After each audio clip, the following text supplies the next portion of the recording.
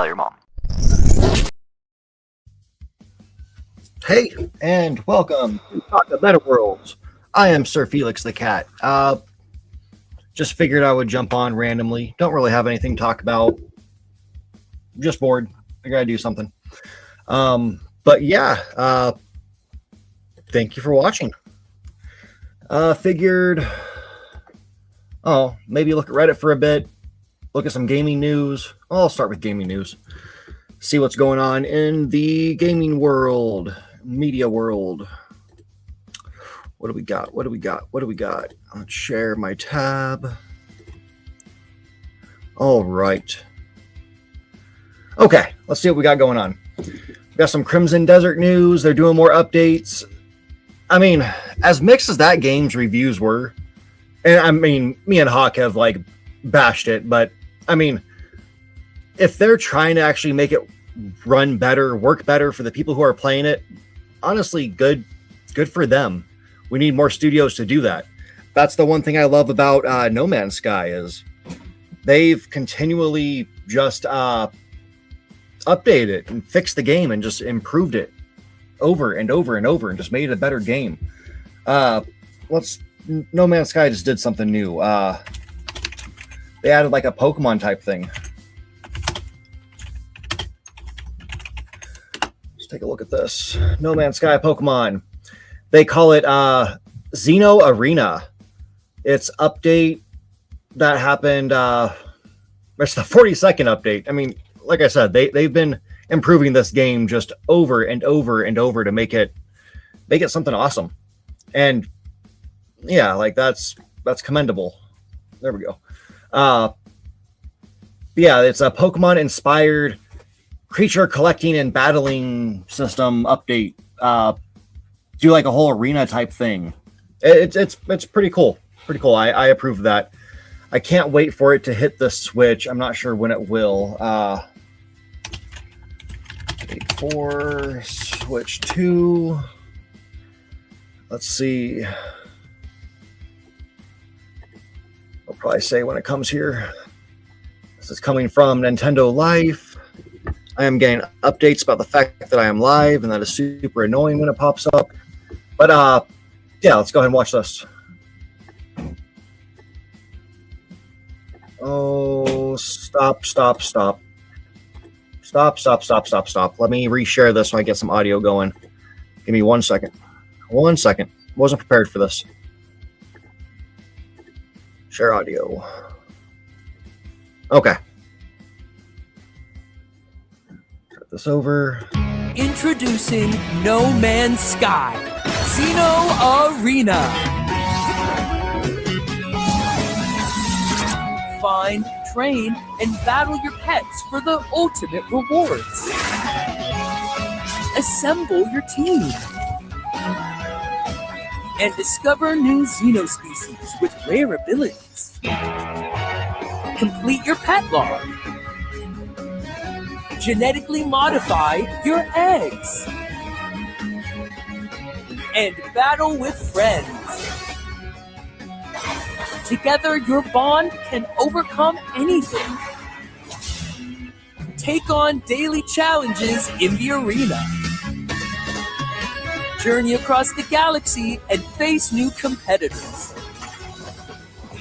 Battle together and reach for the stars in Xeno Arena. Xeno Arena. The No Man's Sky journey continues.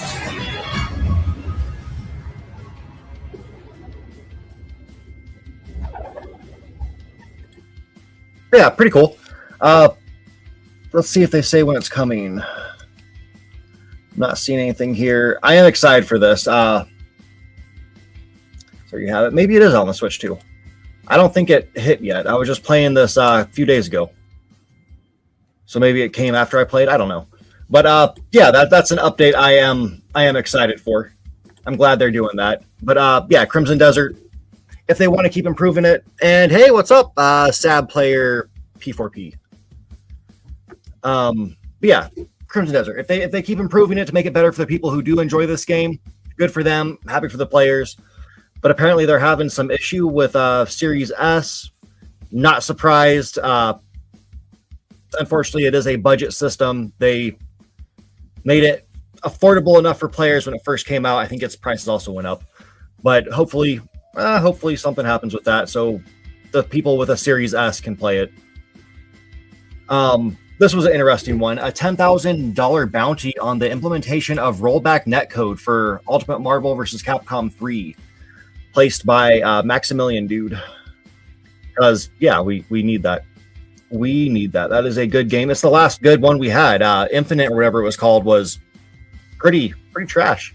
The idea of a story mode for the campaign, or like for the arcade mode, or what do you want to call it, was interesting in concept, but I don't know, it kind of flopped. You can play through it once and it's boring. It is boring. What do we got? We continue talking about Epic. Epic is just a absolute shit show right now. Everything they did, how they decided to do that whole court lawsuit against Apple and Google to make it to where they can get all the money for the Fortnite purchases. They win it, and then instantly they're like, hey, we're going to give you less for your V-Bucks, or whatever they call it, and then they fire a bunch of people. They're just hemorrhaging money because of all these partnerships they keep doing. It looks like Disney, in the end, might end up buying them.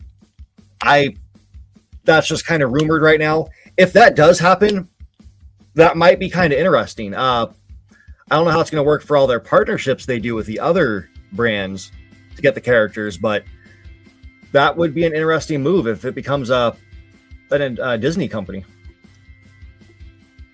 That will be interesting. 8-year-old RPG.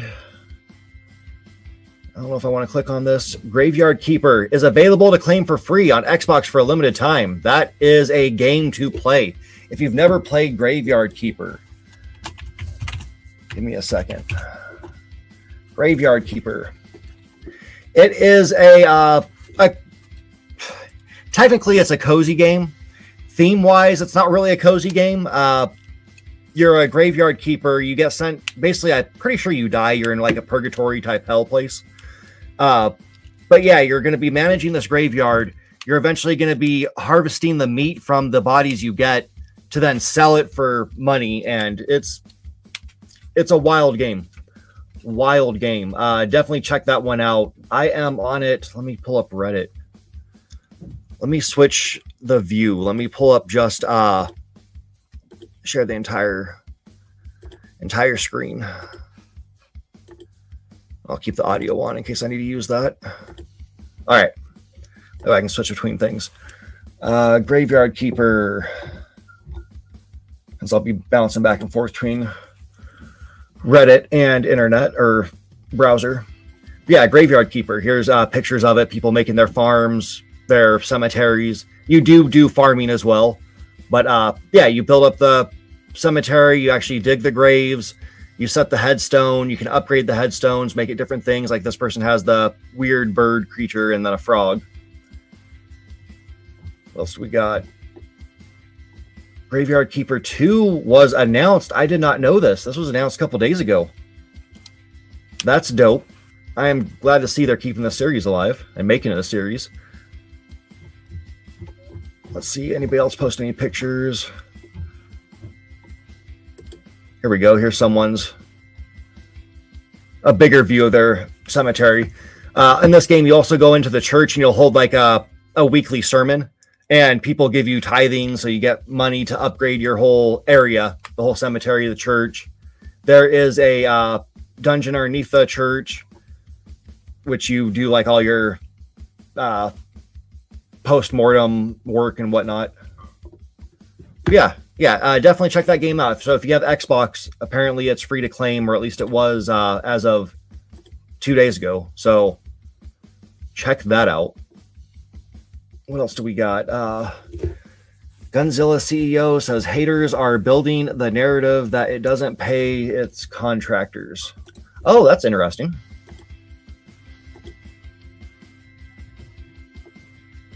I hope they're paying their contractors.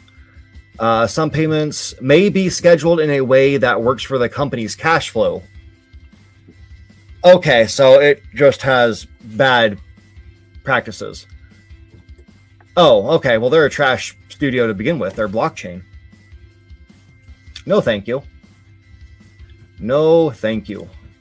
Do not want blockchain games ever. Absolutely ever. Oh yeah. So a couple of days ago, I think it was yesterday actually, we had the level 5 Visions 2026 showcase, and I love level 5.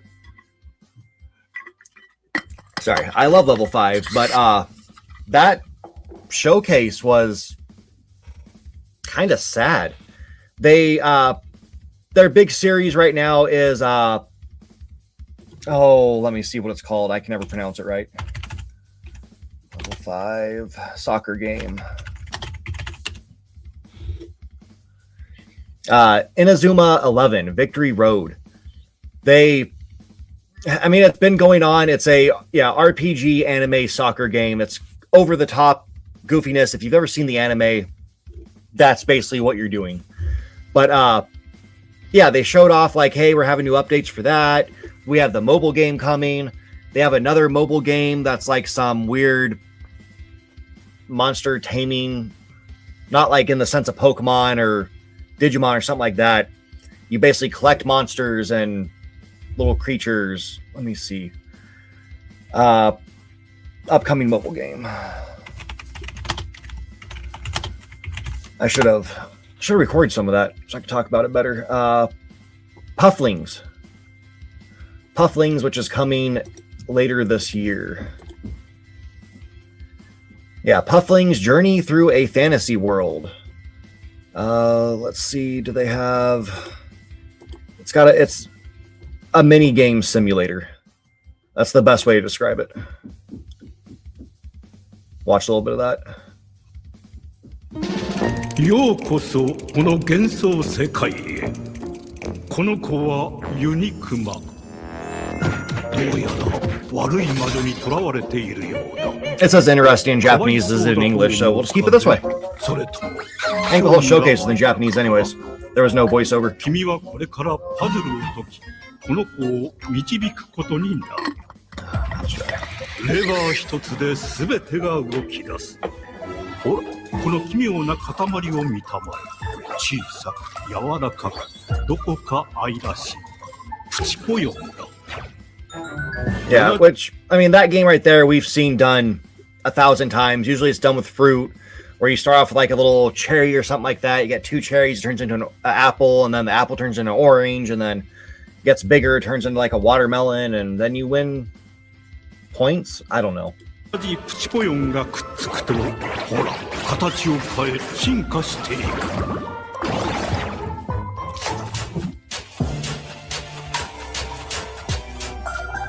この塊は何かな？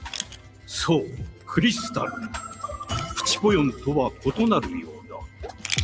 プチポヨンが進化するたび、ゲージがたまり、ハンマーが使えるようになる。さらに、ハンマーでクリスタルを砕けば、スキル発動。Yeah, that's the big spin on it. Some UFO nonsense. どこまで連鎖を広げられるかな？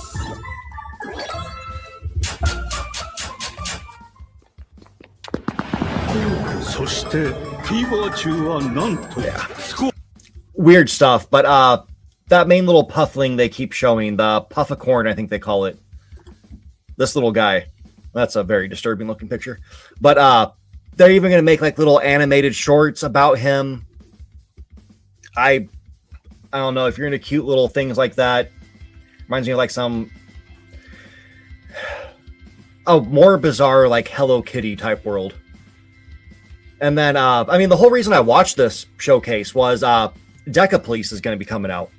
It was supposed to come out last year, got delayed, and then got delayed, and then got delayed. And I was thinking like, okay, this showcase, man, they're definitely going to talk about it. 100% they're going to talk about this. They showed like a 15-second clip saying like, hey, Deca Police, more info to come. They closed out on Professor Layton, which is like their biggest series, right next to their other Pokemon type game. was going to call it Kini, but that's not it. That was just some made up nonsense I just said. The ghost one, what the hell is it? Like ghost Pokemon type thing. I don't know. I've never played the games. I'm not even going to act like I know what they're about. But yeah, that series, they showed off like a little bit and very early gameplay clip from their new one that they've been working on, which will probably come out next year, I think, end of next year or 2 years from now with the way they've been delaying games. But yeah, I mean, it was a letdown. Professor Layton was their last thing they showed. They spent a good time on that. I'd say like 3 to 4 minutes.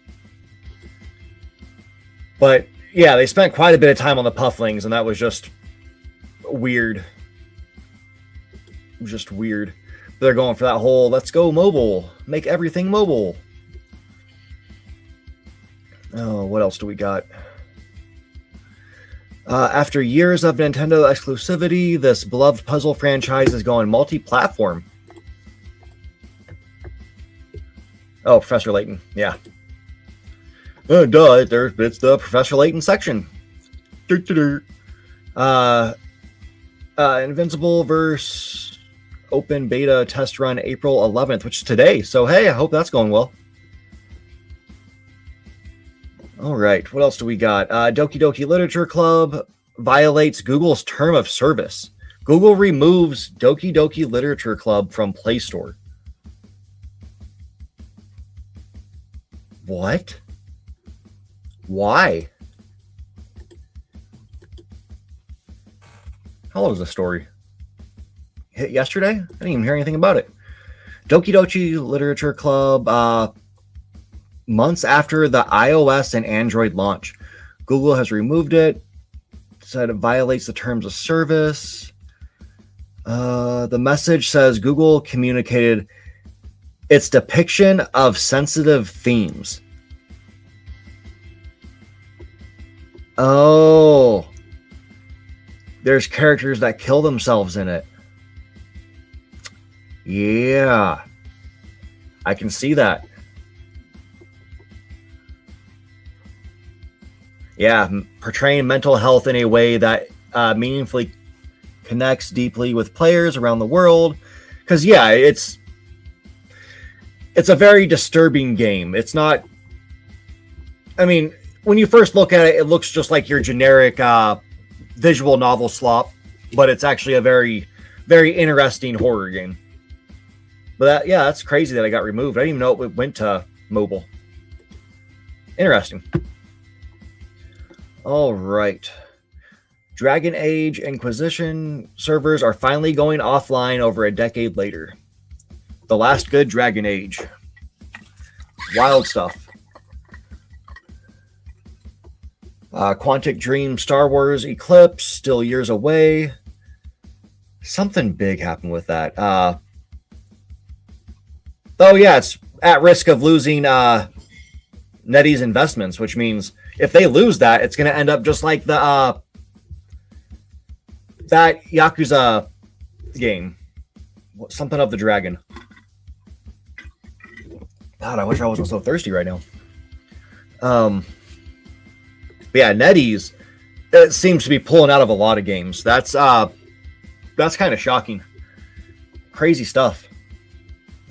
Ashes of Creations, alleged expense ledger has leaked to ruin your weekend. Okay, how's it going to ruin my weekend? Ashes of Creations, this is an MMO, isn't it? I think so. Oh yeah, it's on an MMO site. Let's see. Over the course of the implosion of Intrepid Studios and the ensuing court cases, oh, this seems interesting. Primary claims lodged against Ashes of Creation studio head Stephen Sharif is that he's irresponsible with money. Oh. Okay, let's get some numbers. All right, so outlining a wide assortment of purchases, most of which are boring, like donations to locals girls volleyball team and a serious Portillo's addiction. I don't know what Portillo's is. or Portillo's if they're super white about it. Okay, I'm going to take a chance and Google what that is. Oh, it's a hot dog place. Okay, so he likes hot dogs. But there are other expenses that may raise some eyebrows, like finances from the company allegedly being used to pay for personal catering, historical memorabilia, and what sure looks like his family mansion. Ooh. The ledger also allegedly shows that payroll to employees was low compared to the cost of living in San Diego, California, and that money coming in from loans and investors was the only thing keeping Intrepid afloat, which, you know, makes sense, but those incomes weren't keeping pace with expenditures. Okay. So, readers may remember that Sharif successfully won a temporary restraining order against the investor board that he's suing. Oh. He is suing investigators that are looking into his, basically what it comes down to is embezzlement. If you're taking these things that are meant for your studio, you're basically underpaying people because you're spending all that money on yourself, especially just nonsense that you don't really need. Like, yeah, I like to go out and eat too. There's a little, basically a mom and pop shop right up the street from me called Fat Guys, and I love to go there and get food. The owner, Chuck, great guy.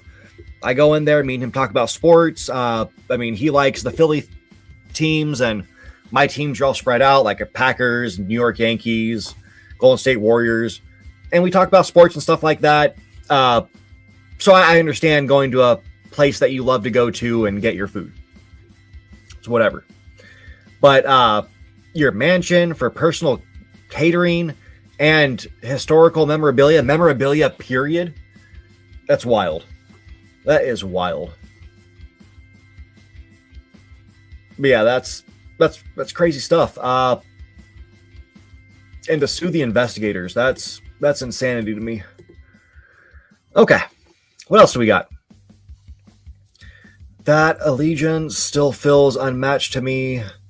M2 CEO reveals ultimate game he'd love to work on. What's M2? Okay, article from Time Extension. You can understand. I don't know who M2 is. Games he'd love to work on. He quickly mentioned Darius and R-Type, claiming that side-scrolling shooters have a certain romance to them. I understand that. Like the Contra games. Those are always fun. It's fun to go back to those, like, old-school shooters. Are those the ones that he'd like? I'm not seeing anything else mentioned here. Okay, so he would just like to do those old school shooters. Okay, cool. Cool. Overwatch Season 2 is modernizing old heroes, and I'm ready for a Far Mercy. That's not going to show me more of that. Okay. I'm still disappointed with Overwatch. Especially since they changed Overwatch 2 to Overwatch after they used Overwatch 2 to completely erase the original Overwatch, and nobody was happy about that. I used to play that game all the time. I played it like crazy. There was a period of time where I was out of work because I had health issues. And me and my buddy in California, we would just jump on and basically play Overwatch all day. We had a group of friends we always got on and played with, and it was fun. It was good times. But then they started Overwatch 2, and they instantly were just like, well, we're just going to completely shut down Overwatch 1 now. Play our new one, which is free to play. By the way, it's not as good, but it's free to play. I think going free to play too, like that was another thing that made people mad is people paid to get into the first one. You had to actually buy the game, given it was on sale on like all the eShops and PlayStation Store and all that stuff. It wasn't super expensive, but the fact that you had to pay to play kind of kept out some of the people who just want to jump on and not play a role. I know if you've ever played, what is it called? Why is my memory just shitting out on me already? I've only been streaming for, what, 30 minutes? Forgot the name of it. What the hell is the name of that Tom Clancy shooter?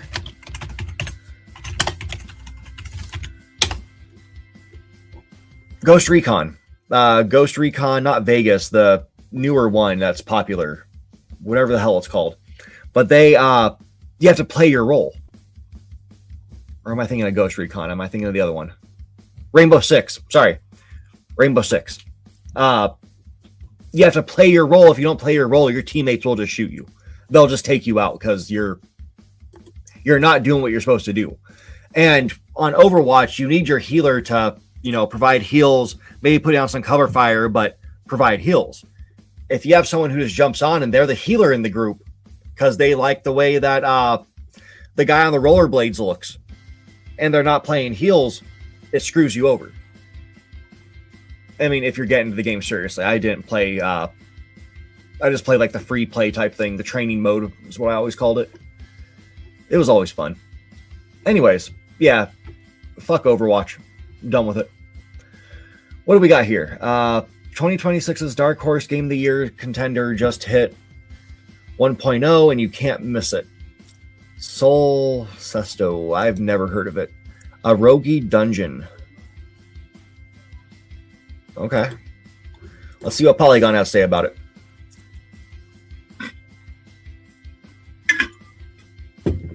All right. A visually dazzling Soul Sesto. Hey, Bailey. Yeah, thanks for jumping on. I've never heard of this game. I have no clue what this is. Back in January, I called Soul Sesto my first favorite game of 2026. Okay. Let's check out what this is.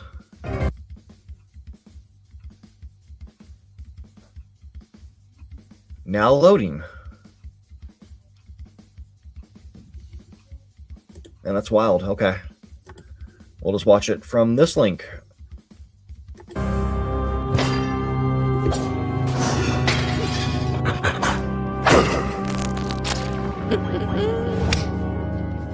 Okay, so it has cool vibes, encryption type vibes.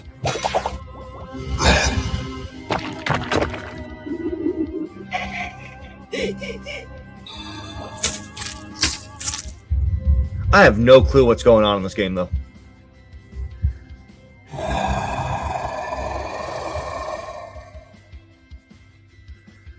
I have no clue what I just looked at there. Like, they didn't show any substantial gameplay to really let me know what kind of game this is. Okay, well, if you like weird games, there is Soul Sesto. Cool, cool. Okay, an ode to the Horde. A ramble on what World of Warcraft's most iconic faction means. I'm good. Demons and Pinball. Demons of the Moon. So we got a new pinball game. That's awesome. Humble Bundle.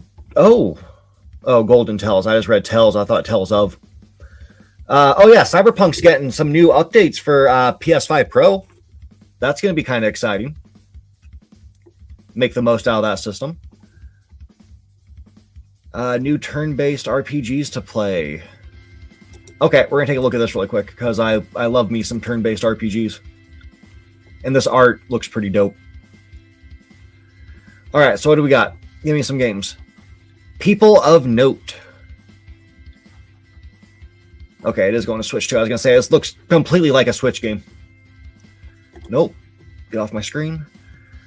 People of Note is one of April's most exciting RPGs, putting the music front and center. I like that.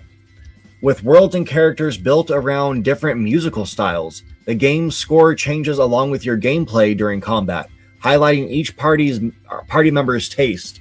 That's awesome. That is awesome.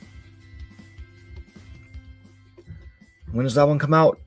Oh, it came out a couple days ago. So yeah, if you like turn-based RPGs and like music, just music in general, check that guy out. I'm definitely going to. Fight Life Vanguard. This one came out yesterday for PC and PS5, or PS5's coming.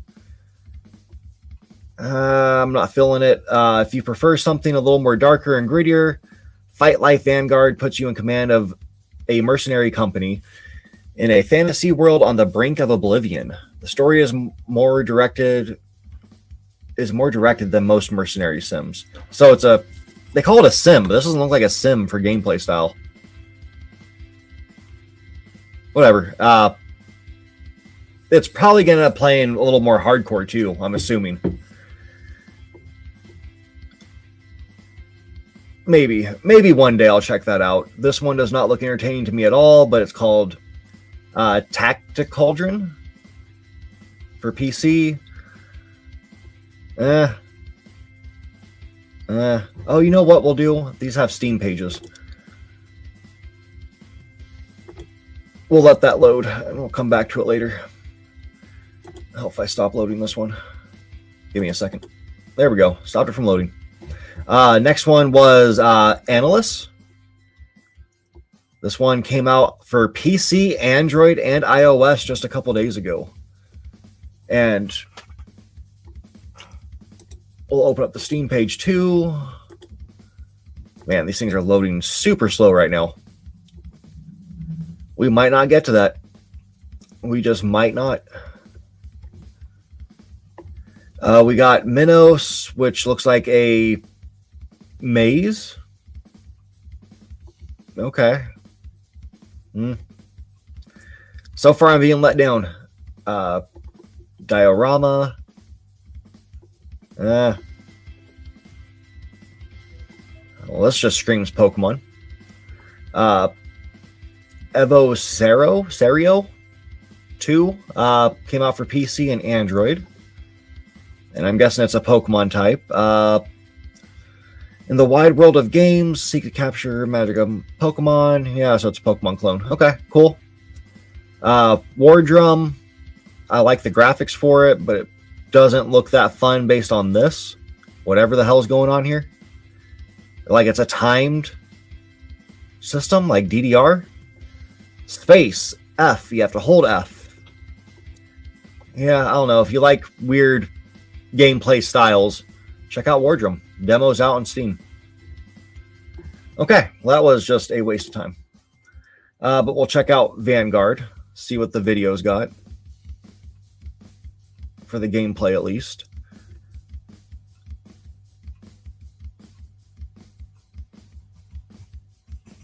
Yeah.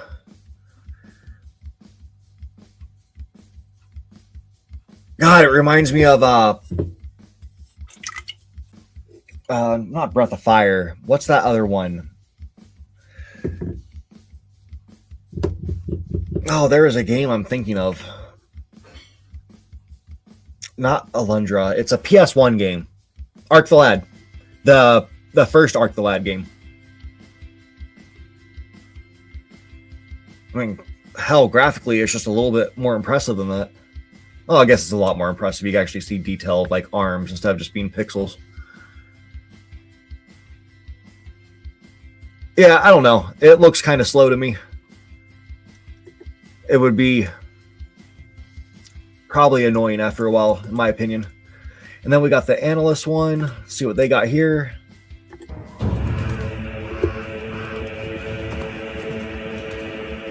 Looks pretty.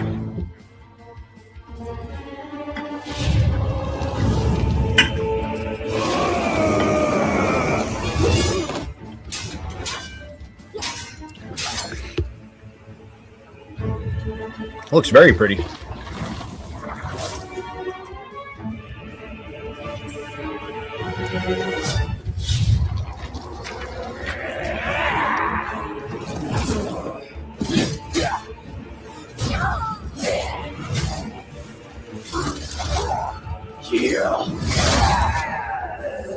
So it's another tactical game. Like, tactical, but that combat, Like, let me go back to that. When this guy hits and he knocks him back. It's got like that Fire Emblem vibe to it, and I like that.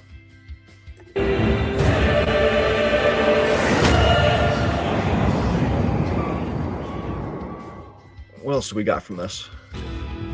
Hunt or be hunted, the answer I often seek. Turn that down a bit. Scars are nothing but marks of survival. Like a hyena wandering the wilderness. What do I see? Okay. Where do I belong? So it's brutal. I meditated on the concern, but found no solution. I squeezed in this dilemma. I mean, cool cinematic trailer, but I'd like to see some gameplay. And we get pictures of gameplay. Design on that dragon's skeleton is pretty awesome. Like, man, art. The art of this game is beautiful.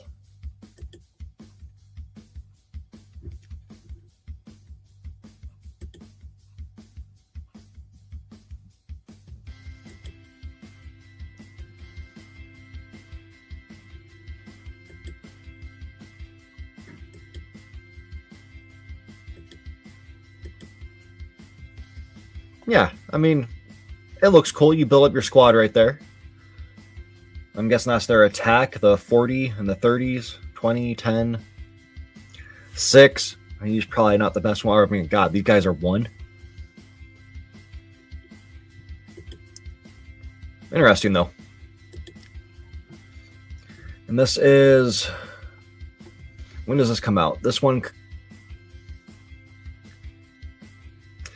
was supposed to come out a couple days. Oh, no, it is. I don't know why I saw play demo. It says play the game. So, yeah, this game just came out. It's free to play. Why is it free to play? Are there in-game purchases then? Well, it's viewed at mixed.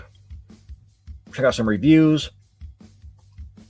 They're buying bot reviews, disgusting UI, horrible graphics. Even on the PC client. Chinese voice acting. The overall feel of the game is cheap. Mobile game with mobile quality and mobile monetization. That's sad. That is sad. That is a letdown. Yeah, gotcha mechanics is all you need to know, but the UI and bad translation is a double deal breaker. Don't bother. They wrote something in Chinese. Mandarin. I wanted to try the game, but I guess it wasn't meant to be. Dear Commanders, the test will officially begin at something. We hope you all embark. Okay. I give it a 5 out of 10. Nothing terrible, but nothing really stands out either. The biggest issue with me is the storyline at the beginning. There's just too much of it for a free game. I want to jump straight into game. Okay, you just don't want story or dialogue. I mean, if you're the kind of person that doesn't want story or dialogue in your game, that's fine for you.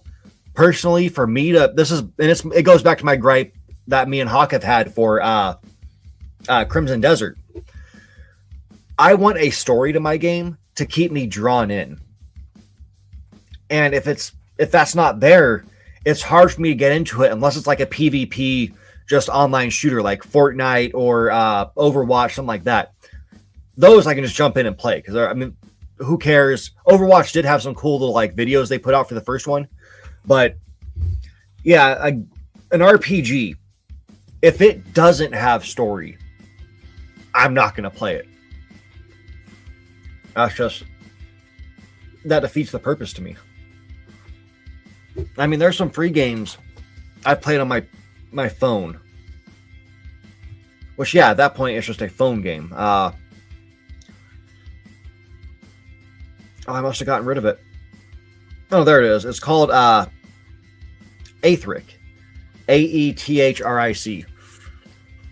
And it's got no story. It's just an RPG to explore this world and do these missions, and I bounced off it right away. Sorry. I'm dying of thirst right now, apparently. The game worked for an entire 4 battles, then crashed. Gameplay was interesting and challenging. The graphics were great. There are quite a few bugs that caused the game to crash or simply not load on some devices, but the dev team is working on... I wouldn't trust this review. Took me a bit to understand the system, but once it clicks, it's amazing. Finally, a strategy game where positioning really matters. Go play Fire Emblem.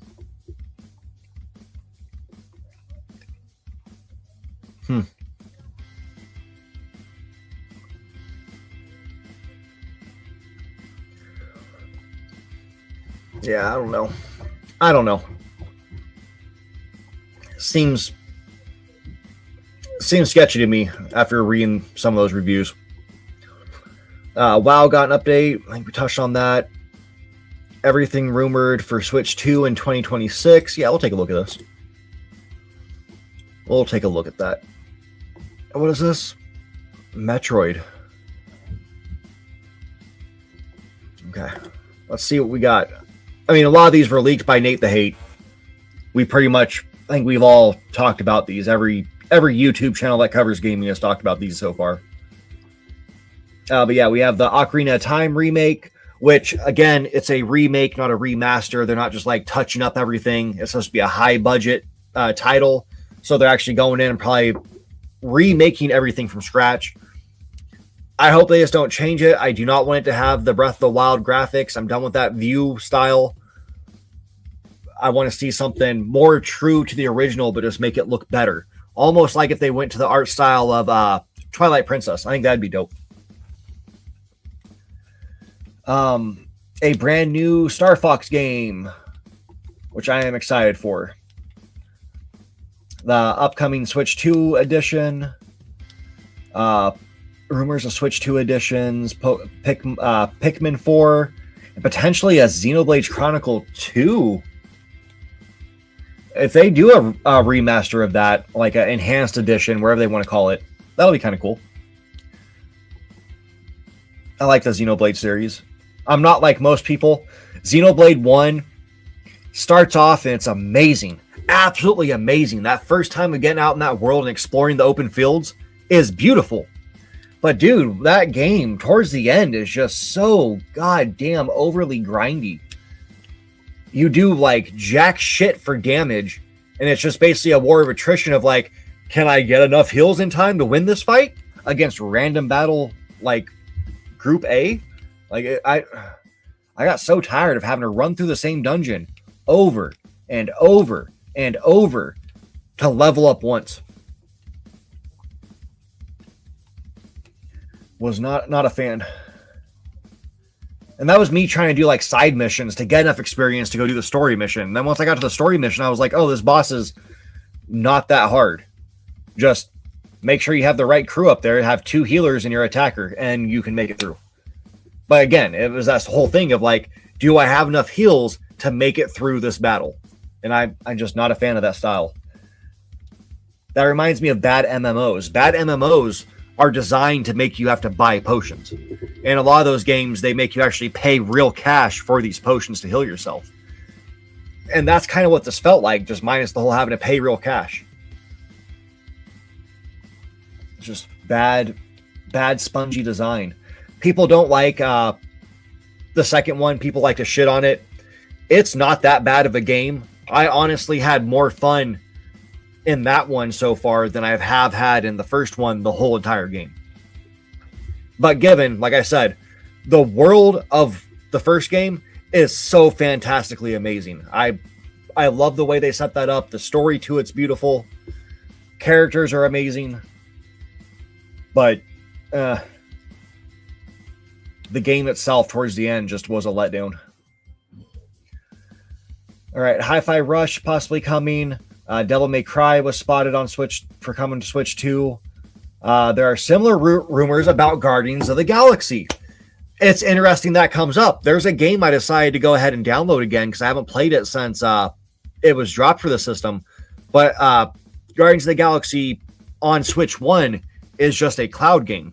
I decided to download it again just to go ahead and test, like, hey, is the cloud gaming better on Switch 2? Answer is no. It's not better. It's the same junk we had before. They just don't do cloud gaming well at all for Switch. But if they actually put a physical copy of Guardians of the Galaxy, bro, I'm getting that day one.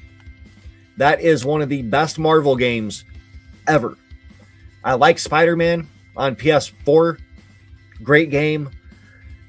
It was not enough for me to go out and get a PS5 to play the second one, especially since the second one is just the first one again with a little bit more content. I mean, they changed the different story, obviously, but it was enough for me to want to keep playing that series. It wasn't like the Batman games where you have Batman Arkham Asylum and then Arkham City. That was such a huge increase, like change of game. Yeah, the combat was the same. It just got better. You got more gadgets. Spider-Man did that too. I get that. But the world changed. Everything changed for it. And it was great. You had more ability to fly around, do stuff. If they had started off with Arkham City and then did Arkham City 2 or Arkham Knight, I wouldn't have been as into it. I don't think the jump from Arkham City to Arkham Knight, and I'm not talking about just the story, but the game was that impressive. It wasn't. I think that's the biggest hindrance for Spider-Man. I think given Spider-Man's always set in New York, I totally get that.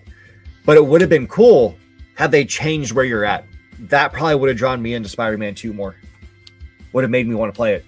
Instead of having to do the same thing. That's why I like the Tales of series. The Tales of games, you're always in a different place. And you get different characters too. If they let you play more of the game as Venom, that would be more of a draw too. Or maybe, I don't know, maybe Black Cat comes back and you get to play as her. That would be awesome.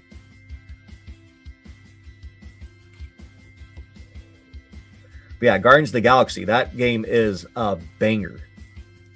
It's fun. It's fantastic. It is a fantastic game. It was one of the best games that I had played in a while at that time. And it's sad. It is so sad it didn't sell well. It sold like shit because the Avengers game that came out a little bit before it was bad. Like I tried to give that game a chance. I wasn't a defender of it, but at first when I started playing, I was like, this isn't that bad. This isn't that bad. The more I played it, I was like, okay, this game is pretty bad. Every enemy is a bullet sponge or just damage sponge. And it got old. It got old pretty quick. But Guardians of the Galaxy was nothing like that. It's epic. They did the characters beautifully. It doesn't just feel like Disney game, like the Marvel writing for the MCU. It's quippy, but then again, this is Guardians of the Galaxy, and if you've ever read the comics, ever watched them in a cartoon or something like that, that's how they are. That's just how the crew is. The way they did Rocket in the MCU is how Rocket is. Groot is Groot. He's always been that way. And then Star-Lord, yeah. Star-Lord, they nailed him. He's better. The way Chris Pratt portrays Star-Lord is done very well. I can't knock that. The way they wrote him, that's Star-Lord. But I don't know. He's better in the game than he is in the movies. Like, by far. He's just more likable. And plus the way they start that off where you're listening to the band Star-Lord. It's fantastic. You can actually pick up your guitar in the room and start playing a little bit of it. Your mom in the game feels like a mom. She comes down, she sits on your bed, grabs your headphones, she wants to listen to it, and she starts doing the mom thing of like trying to rock out to your music.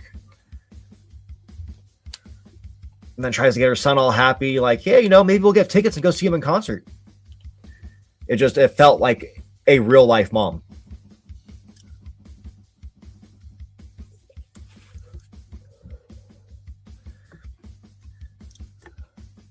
Did Snake Eater not come out to Switch? I didn't know that.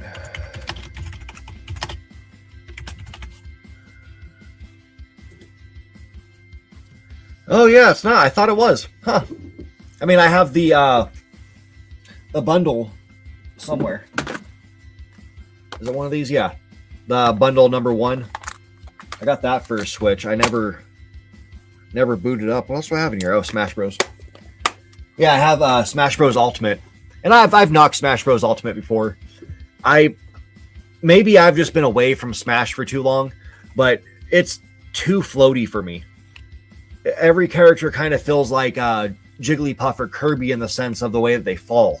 I don't know. I wasn't feeling it.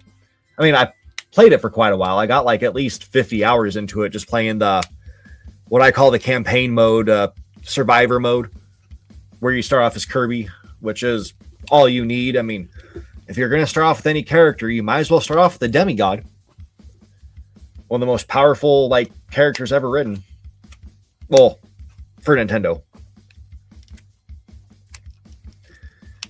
If you want to talk about the most powerful characters ever written, you're talking about the Looney Tunes, like Bugs Bunny. I mean, hell, Barney the dinosaur is a terrifying godlike creature.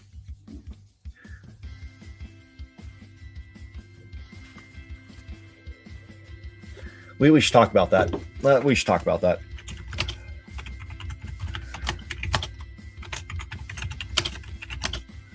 How powerful is Barney the dinosaur? Let's go down this rabbit hole. Barney the dinosaur is an exceptionally powerful reality warping entity. Powered by imagination, he can create galaxies, teleport, manipulate matter, and bend physics to his will. Often cited as a high-tier reality warper, multi-galaxy level in Versus Battles fandom.com. He primarily uses his powers to sing, dance, and teach, rarely for combat. I don't want to get into that. But yeah, key powers and abilities, reality warping.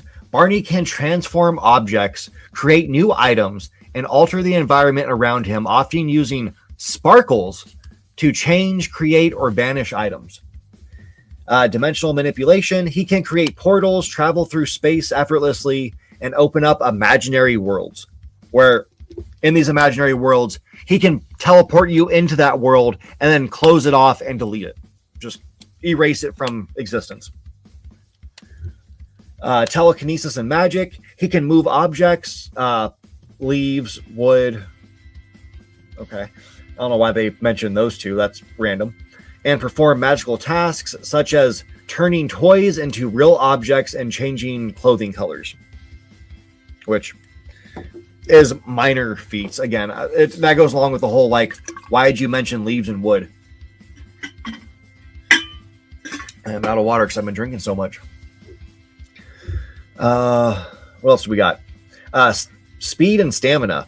He is capable of traveling across galaxies in a short period, 13 minutes to travel across multiple galaxies, placing his speed in the massively faster than light plus range. Immortality and durability. This is the kicker here. As an imagination-based entity, he is 200 million years old and can withstand, for example, a plane crashing without damage. That is an understatement. The only way to kill Barney the dinosaur is to basically eliminate the concept of him.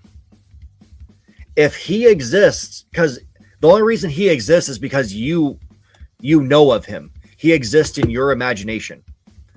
So as long as somebody out there still knows who Barney the dinosaur is, he exists. So, for example, put him up against someone like Superman, someone who can't die. The only way Superman is going to be able to defeat Barney the dinosaur is to eliminate the concept of him, or to kill everyone who knows about him. So kill the whole planet. You have to kill everybody on the planet, and then Superman himself would know about him, so you'd have to kill himself. That's the only way to get rid of him. Like, either have someone who can warp reality to the point where he doesn't exist, or kill everyone. Like, literally everyone. It's wild shit. Absolutely wild shit. Mind and empathetic manipulation. He often manipulates the emotions of those around him, turning them into friendly, happy individuals. So he could be kicking your ass and just make you happy with the fact that he's doing that. Yay! While he is not a fighter, Barney has been described as a multi-galaxy threat in fictional battle scenarios due to his ability to alter reality on a massive scale. He often avoids combat by converting his enemies into friends. They did a good job, given they just took that all from Reddit, pretty much. Reddit, and yeah. Strongest fictional characters Barney could beat. So we'll go back to Reddit, because why not? As silly as this sounds, Barney does have feats that can make him deadly if he were to ever use his abilities for combat. They want us to go to versus battles. Let's go to a wiki. All right. Super duper. I didn't think this is where I was going to go with this stream. Really didn't, but this is where we're at. Barney is a friendly purple dinosaur, originated from a doll that was brought to life thanks to the strong imagination of children, bringing love to everyone in his path. Let's see. At least for his tier, he's at least 9B, high 4C. I don't know what any of that shit means. With imagination-based powers. Get rid of that. It's not going to get rid of it. It's just going to freeze. Cool. But yeah, he's at least 200 million years old. 2 dinosaur years. He's 2. Classification king. Anthropomorphic. Tyrannosaurus Rex. Oh, God. Oh, God. Okay. It's a long one. Powers and abilities. Superhuman physical characteristics. Self-sustenance. He can survive on the moon with no protection. Longevity. He's immortal. Magic transformation via doll. Light manipulation. Control sparkles. Made a rainbow and colorful shapes. And painted a canvas. That was the things they named. He can break the fourth wall. He has enhanced senses. Broadway force? The hell is Broadway force? The musical minister effect. Consideration is a power certain people can tap into by spontaneously breaking into song and dance, causing everyone and everything around them to become bound by it and compelled to join in. It's terrifying. Cloth manipulation, summoning, dimensional storage. He has the Barney bag, which can store anything he wants. Weather manipulation, plant manipulation, animal manipulation, immersion and portal creation, telekinesis, size manipulation, air manipulation, teleportation, transmutation, subjective reality, time manipulation, creation, heat manipulation, life manipulation. Yeah, he created a baby bop. Or yeah, he created baby bop. That's right. Limited age manipulation. And time travel. His attack potency, at least wall level, stronger than BJ, who could survive or who could casually knock out a tree, to large star level with imagination-based powers. He has somewhere between subsonic and massively faster than light. Let's see. Lifting strength class 1. He lifted this. Lifted this. Barney, would you hold this for me? Sure. And now, Now I'm going to lift this barbell while Barney's holding it. Oh, you are? Ready, Barney? Well, I guess so. Okay, so it's 1,000 pounds.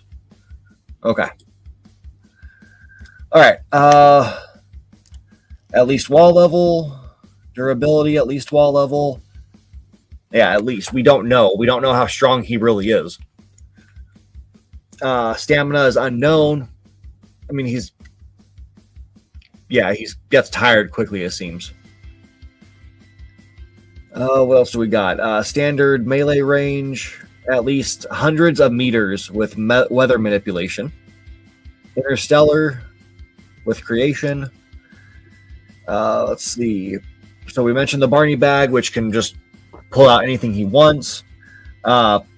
Magic jars that can change the weather based on the 4 seasons, which Barney can create. And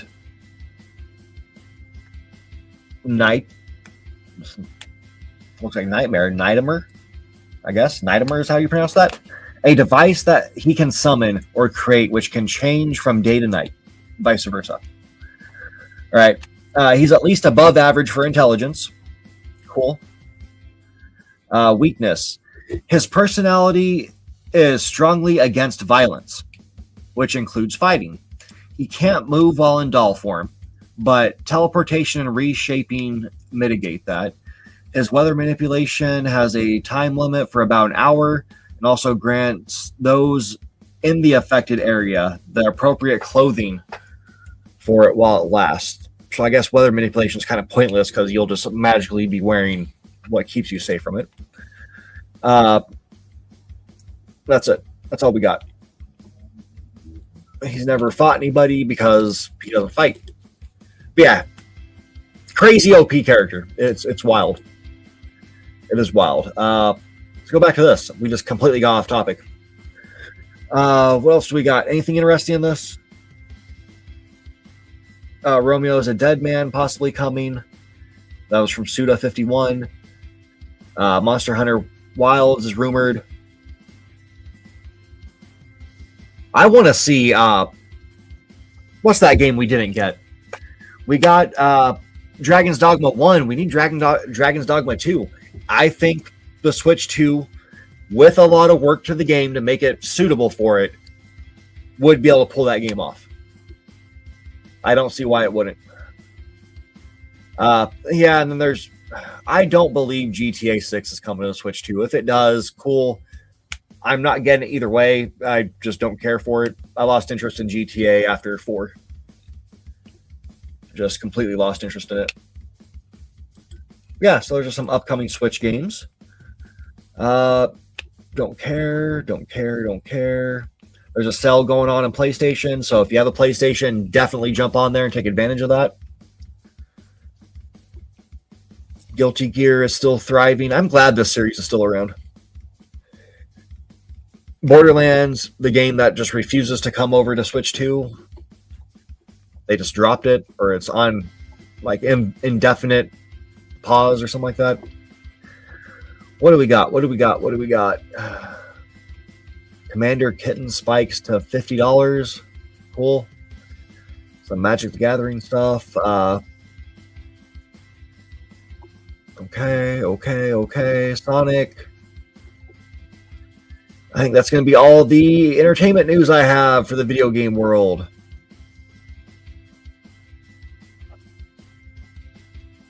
Pete Hines left Bethesda because I always wondered why he left. Let's see. Bethesda was getting damaged, mistreated, and abused. Interesting. I mean, you could be in the party of like me and Hawk, where it seems like the company got damaged once he left. So maybe it was getting damaged behind the scenes, and that's what we see on our end. I mean, I don't know if you guys are in the same party as us. Bethesda was amazing. I mean, they still make some amazing games. They published the Indiana Jones game that was made by a different studio underneath them. So, I mean, you could credit them with that. But their actual games, Skyrim, great game for its time. Yes, it's legendary at this point because it's been ported to everything under the sun. It's going to be the next Doom, where basically your fridge can run the game. It's going to have a port for that. But yeah, they're writing for 4. Fallout 4 is a good game. Like, it's a good video game. 100%. It is fun. It's still got that Bethesda charm to it. But the writing, quality-wise, dropped. That's because of the head writer for or I guess it's lead writer.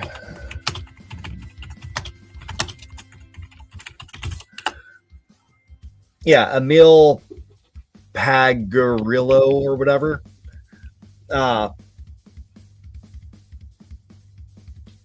Yeah, incompetent writer.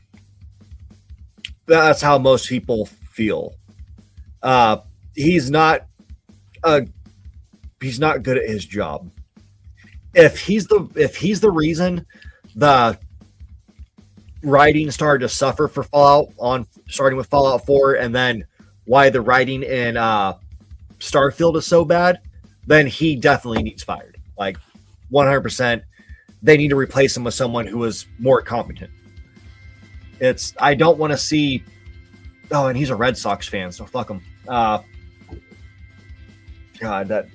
that's disgusting.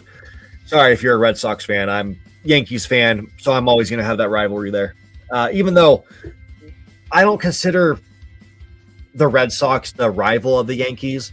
The true rival of the Yankees is their kryptonite, which is the Tampa Bay Rays. Absolutely. I hate watching them play the Rays because it's like the Yankees can start off good. They can hit like 12 home runs in the first inning. And then from that point on, the Rays are going to make the Yankees look like they don't know how to play the game. They will just shut them down left and right. And it's so upsetting. So upsetting. I've actually seen games where the Yankees start off great in the first 2 innings. And then from that point on, you'll see like the Rays get like home run, bases loaded, grand slam. And then suddenly Yankees lost their great lead and they'll never be able to get another point. Okay, enough about sports ball. Yeah, Emil is a longtime employee. As a longtime employee of Bethesda, design director, he has played a major role in shaping the narrative and design for Starfield, as well as previous titles like Fallout 4 and Skyrim. He was a designer, a design director for Skyrim, so he didn't really hurt the game there. It was once he shifted over to writing, which started with Fallout 4. But yeah, the internet does not like this guy because everything points to him being the reason why it's not great.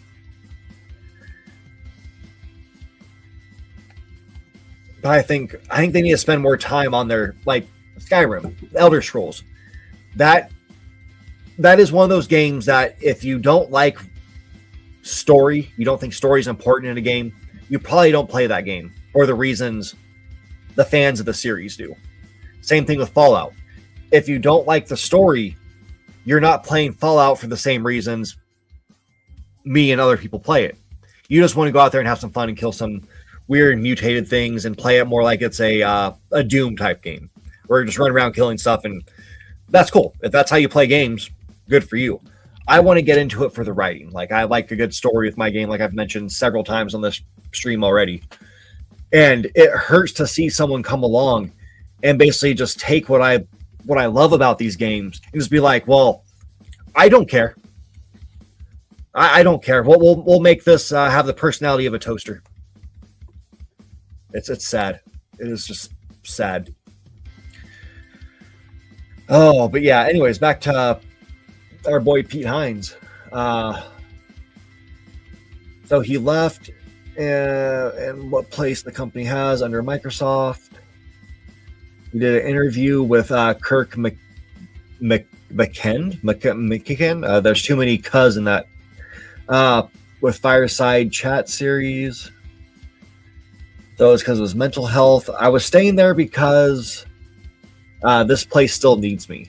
I just hit a point of, yes, it needs me, and I am powerless to do what I think needs to be done and run this place properly, to protect these people, to maintain what we worked so hard to create, which is an incredibly efficient, well-run video game developer and publisher. When I was unable to do that, I thought my job should involve in continuing to have that place be, if not the most efficient publisher in the game industry, it was way the fuck up there. God, talk about something interesting. I think I've done. Truthfully, mental health is so deplorable. Okay, yeah. So yeah, going under Microsoft kind of. Yeah, I get that. They went under Microsoft and it hit him mentally to where he had no more control to be able to help his people. He couldn't help his company. It was just do what Big Daddy Microsoft says and look at where Xbox is. That's a great way to look at it. Look where Xbox is.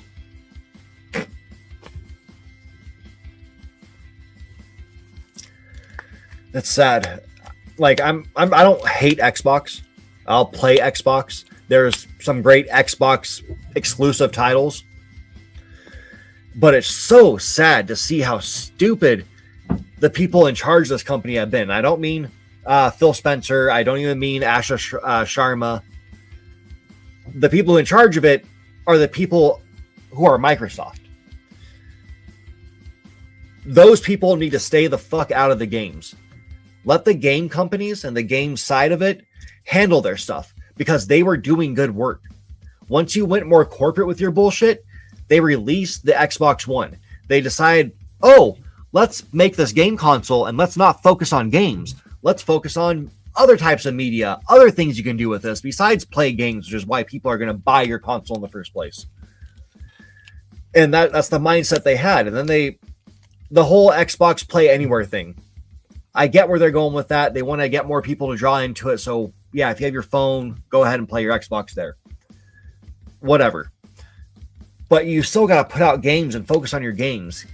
Game Pass is hemorrhaging money. It's been hemorrhaging money since you guys started the whole program. When you decide to start buying all the developers and studios up, you hemorrhage more money. They don't know how to run a business, and it's sad.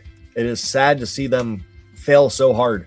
And I want to see them thrive. I want to see them get back to where they were. Be a real competitor for PlayStation. Make that rivalry come back. Even though I don't like the console wars, I want to see the rivalry between the two big companies. It makes them both try to make good games, big good games. God, I hate it, and I want to see Game Pass go. Yeah, it's good for kids. It really benefits them. It doesn't benefit adults who have a work life because you're paying $30 a month or whatever the hell it is for Game Pass. So yeah, if you're gonna play a quick game, like what was I playing recently? That's short. The Marvel Brawler game, whatever it's called. If you're playing something like that you can play through in like an hour, that's not even a full price game. I can't think of any full price games that are short.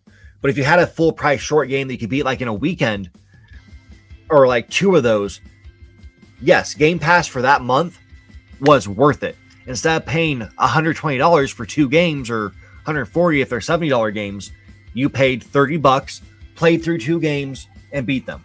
Cool. You saved money. But a lot of games nowadays cost or take up maybe 60 plus hours. If you have a work life and like you have a family, if you're an adult, you got to do stuff, you have a life outside of gaming, you're not going to get your money's worth. That 60-hour game might take you 3-4 months to play through. So 30 times 4 is a lot more than just buying the game. So yeah, it benefits kids who can just get off school and play games and then play games all weekend. I mean, I wish I could go back to doing that. Play games all weekend, not have to do anything. Just sit there, get up in the morning, play games till I go to sleep at night. Stay up all night, play games. It would be great. But that's just not reality for adults. It's sad. It's sad that we have to grow up and we have to have like these things called responsibilities and jobs. Metro 4. That is a fun game series. I'm not into... I shouldn't say I'm not into... I don't like games that have super dark areas. Metro does have super dark areas. However, these games, I love them. They have that Fallout vibe because they are post-apocalyptic. They've got good horror elements and just fantastic gameplay. They are so much fun. So much fun. I think I have. Yeah, I've bought them on basically everything I've played on. I bought them all on PS4. I had them all on Stadia when I used to play that. Or when that was, sorry. When that thing still existed, I had them all on there. And it wasn't like I just claimed them for free. I bought them day one once they dropped on the system. I got my refund, obviously. They gave everybody a refund who bought games on there. But yeah, then I bought them for Switch. I should boot those up, see how they play on Switch too. They weren't the greatest on Switch one. They were they were decent ports. They just weren't like standout ports. It didn't feel like I was playing on the Stadia or on PS4. But maybe on Switch 2 using the boost mode, they'll be worth it. Anyways, oh yeah, Fantasy Life I is the other game, level 5 announced. Going back to a story I talked about like an hour ago. EverQuest. I love my EverQuest. I used to stream that like a year ago or so. Let's see. Too Deep to Quit. A co-op adventure, probably a dungeon crawler, I'm guessing. 5 independent game studios from Nova Assembly Holding Company. Okay. Oh.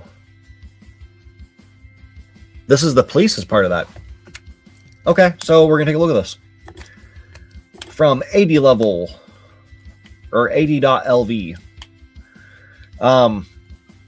Unfrozen, SirFelixTheCat Studios, VEA Games, Game Garden, and Weepy join forces to share expertise while preserving creative independence as Nova Assembly. All right. 5 independent studios have announced the formation of Nova Assembly, a new developer-led holding designed to foster... Start that sentence over. A new developer-led holding, designed to foster collaboration without sacrificing creative autonomy. The initiative brings together Unfrozen, SirFelixTheCat Studios, VEA, I already read that, creating a shared structure focused on resource exchange, production support, and long-term sustainability. I like the idea of this.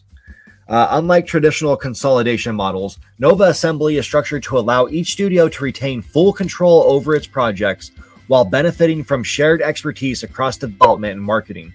The studios will operate independently while collaborating where it makes strategic sense. Why haven't people done this before? Why have studios not done this in that sense? You always have like these studios coming together. You get like the big banners that end up being like EA and Activision, Microsoft, where they just buy up these studios and force them to like work on things. Like, let's go back to how I mentioned Activision. Every studio you have is now the Call of Duty X studio. They're going to work on these Call of Duty games. So they're going to be a support studio for Call of Duty. No. Stop that. Shame on you. Bad. Work on what you're good at. It's kind of like what given nobody likes them, and I get that. It's like what THQ Nordic did when they teamed up with the other groups to make Embracer Group. They originally had that mindset of like, hey, we're going to get all these studios, we're going to buy them up to bring them into our group so they could basically have that support to make their games.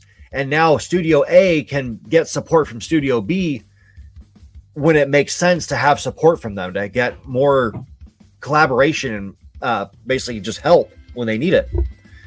And sadly, Embracer Group, they bought too many. Financing went out the window. They were looking from, like, I think it was Saudi Arabia was going to finance them, and they pulled out, which then led to them having to close some studios. That was a very shitty move. We lost good studios in that movement. We had some bad games come out, like what's that GTA competitor? Or it used to be, but it was more funny. You guys know what I'm talking about. I can't think of the name of it right now. My memory's just blacking out on me right now. But Saints Row, that's what it was. The Saints Row reboot was a complete disaster. I had my fun with it until I got later into it. I liked the story missions, and that's basically all I had going for it. The side missions were complete and utter trash. I mean, because you have like, what, 5 areas to the city, and the side missions were literally, you had like 4 or 5 different options to do, like missions to do in each place, and they were the same fucking mission, just change the area of the city. So defend from these like 5 waves, or, you know, drive around and check out these spots to learn more about the city. And that was really it. It was dumb. It was dumb. I think you had races too, like 1 race in each part of the city. Disappointing. Yeah, within Nova Assembly, we have designed a carefully balanced system of motivation and mutual support between the studios. The goal is to ensure that collaboration strengthens everyone involved, while still preserving a strong incentive for each team to perform at its best. In practical terms, this means that a portion of each studio's return is tied directly to its own success, while another portion is linked to the overall performance of Nova Assembly as a whole. This creates alignment across the group, encouraging studios to support one another, while maintaining full ownership and responsibility for their individual projects. As for recruiting, with 10 projects currently in development across different genres, we are always interested in connecting with talented developers. At the same time, one of our key principles is cost efficiency. We are not looking to scale headcount indiscriminately, but rather to grow this is starting to scare me. Grow thoughtfully, bringing in the right people where they can have the most meaningful impact. I was liking everything about that until that sentence. At the same time, our key principle is cost efficiency. We are not looking to scale headcount indiscriminately. I'm glad you're not looking just to fire people left and right, which is what's that saying? But even bringing that into the question is just like, that's what I was talking about with Embracer Group. Lots of people lost their jobs. We lost good studios. We lost good talent. But yeah, here's some of the games that these people are known for. I've heard of this one. The Eternal Life of Goldman. That's a big one that's, I think, coming up, if not already out. And then This Is the Police. That's a cool little game. All right, get off my screen. Yeah. So I look forward to seeing what Nova Assembly is going to pull out. That's pretty awesome. And I think that's where I am going to end this stream. Instead of playing a game, I'm just going to call it there. I mean, it's been an hour and a half, something like that. For everybody who came on, jumped on, I thank you for watching. My initial plan was to play Fallout New Vegas. Unfortunately, my computer's been having this issue where randomly my keyboard or mouse will just get disconnected. And I didn't want that to happen while I was streaming a game, because then I'm kind of SOL. I did just reset the connection before I started the stream. I think that's why it's been working so well. It was acting up right before I started this. So at least we made it through this. Hopefully I get a new docking station that connects my laptop to my monitors hopefully I get that in the next like couple weeks so I go back to streaming New Vegas. I do have like the thumbnail ready. I know what I'm going to be doing. I'm going to be saving Prim. Maybe do a little bit more like verbal role playing while I get into this, like get into my character, act like I'm the hero, or not the hero, the courier. Play more of a actual character to it. But yeah. So hopefully that comes around soon so I get back into that. I can also stream some Switch games. I was thinking about showing guys a little bit of what is it called? Bloomtown something or other. Let me here it is. I had to make sure I was on the right yeah, I had to look up a thing because I didn't want to do it. Bloomtown, A Different Story. This is also on phones and PlayStation. I think that's it. And Switch. Oh, so it is on Xbox. Cool little... It is kind of cozy. You can call it a cozy game because it has... For story, it's time-based. In reality, it's not time-based. There is a time of day that happens, but they'll be like, oh, you got to hurry up and do this. We're running out of time. No, that time limit that they're pushing on you is just purely narrative. You can sit there and just decide to farm or go read books every day and not actually go do the dungeon stuff.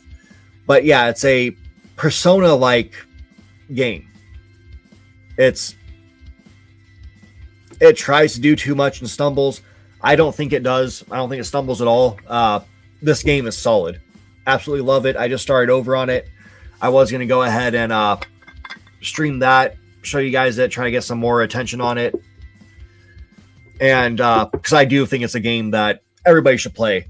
It deals with more complex things. Basically, your main character, some people would say it's a woke game. It's that kind of thing.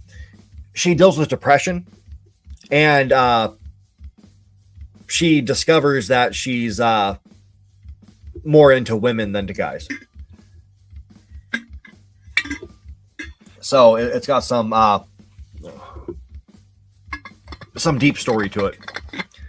But you also deal with the fact that your parents are getting a divorce. I believe that's happening because mom and dad sent you to go stay with grandpa for a bit because things are going on. You're going to go stay with them for the summer. You're having to deal with that mentally, along with your little brother. But yeah, cool little game.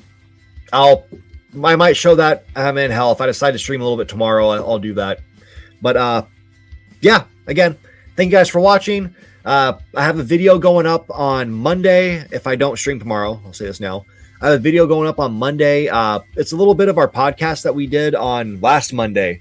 It's the last section of it, which I want people to play, or I want people to see. But given that was almost a 3-hour podcast, most people can't sit through that. I understand that attention spans. But yeah, it's video game pitches we did. We both made up a video game, made up a studio, and pitched a game for each other or to each other to see, or to the audience, I should say, to chat, to see which one people would more likely play. Mine was purely comedy. But Hawk's game did sound interesting, so definitely go check that out. That'll be up Monday, 8 a.m. Eastern.